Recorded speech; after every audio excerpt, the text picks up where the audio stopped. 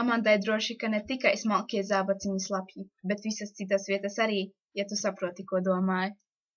Čēko situāciju atkal jaunumi. Viņi intervēs visiem vecākus vai...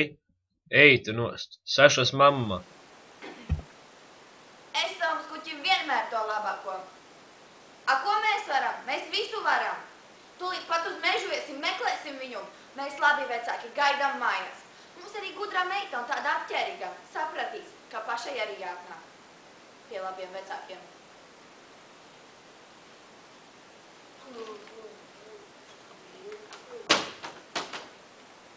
Nu, vai tā dāma te mājas nerādās bērni?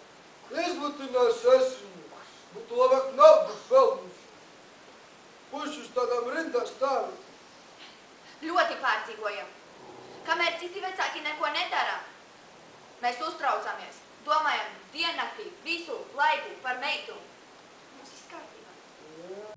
Tā nu meklēs. Atkal staigās ar zilu acī.